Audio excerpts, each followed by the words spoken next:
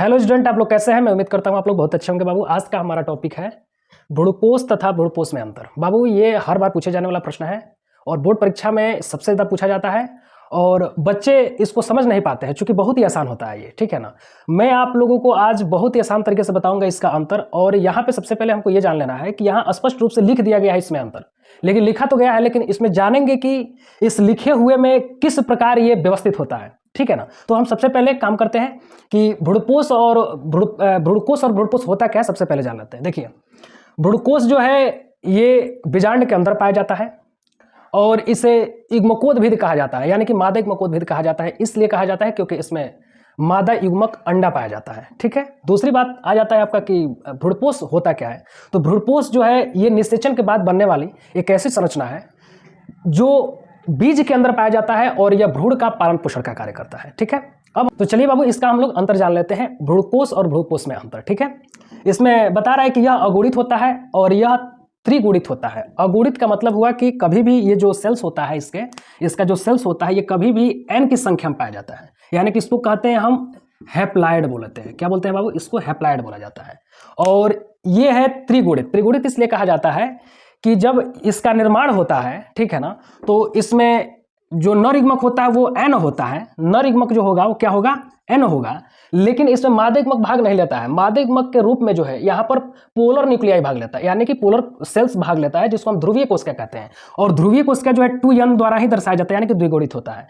जब ये दोनों आपस में मिल करके दोहरा निषेचन के लिए, त्रिसंलयन के लिए जब तैयार होते हैं, तब इसके युग्मज को या फिर इसकी संरचना को हम क्या कहते हैं? त्रिसंलयन का, मतलब इसको कहते हैं त्रिगुणित। त्रिगुणित इसलिए कहते हैं क्योंकि यहाँ पर ये n है और प्लस यहाँ पर 2n है, तो बराबर क्या हो जाता है? ये 3n हो जाता है। इसलिए इसे हम क्या कहते हैं? त्रिगुणित कहते हैं, ठीक है। तो पहला आपका हो गया भ्रूणकोष और भ्रूणपोष में अंतर। ये बताया गया है कि ये अगुणित होता है और ये द्विगुणित होता है, यानी कि ये n की संख्या में होता है। यहाँ मैं नोट कर देता हूं, ये n की संख्या में होता है और ये 3n की संख्या में होता है, ठीक है ना। तब हम इसे त्रिगुणित कहते हैं। चलिए बात कर लेते हैं दूसरे अंतर के बारे में। यह बीजांड में पाया जाता है, जबकि कह रहा है कि यह बीजों में पाया जाता है। सही बात है भाई, ये बीजांड में पाया जाता है। अब बीजांड होता क्या है मैं आपको यहाँ पे बता देता हूँ। देखिए, ये आपका है अंडाशय, ये आपका अंडाशय है और ये आपका वर्तिकाग्र है और ये वर्तिका है। अंडाशय के अंदर पाया जाता है बीजांड। क्या पाया जाता है बाबू? बीजांड पाया जाता है, ठीक है। ये बीजांड है और कह रहे कि यह बीजांड में पाया जाता है, यानी कि बीजांड का मतलब हुआ कि यह अंडाशय के अंदर पाया जाने ऐसी संरचना है जो मादा युग्मकोद्भिद को अंदर सुरक्षित रखता है, ठीक है ना। और बीजांड ही बीज में क्या होता है? परिवर्तित होता है आगे चलकर निषेचन के बाद। तो यहां पर ये हम जानेंगे कि कह रहा है कि यह बीजांड में पाया जाता है, यानी कि यह बीजांड के अंदर होता है। देखिए, इस प्रकार से यह होता है, इसी को कहते हैं हम भ्रूणकोष।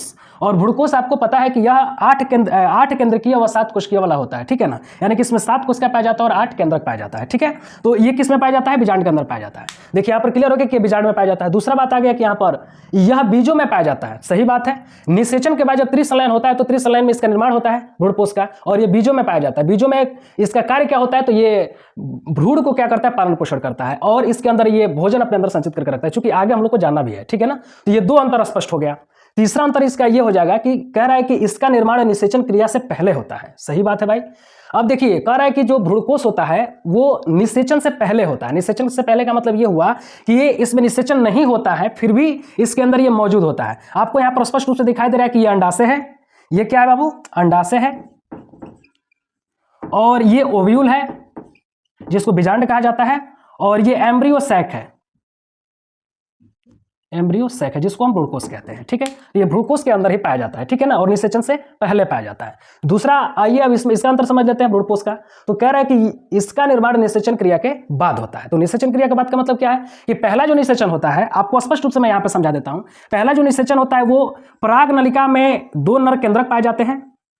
क्या पाए जाते हैं बाबू? 2 नर केंद्रक पाए जाते हैं। देखिए, यहाँ पर मैं बना देता हूँ, इसको थोड़ा स्पष्ट मैं दिखा देता हूँ।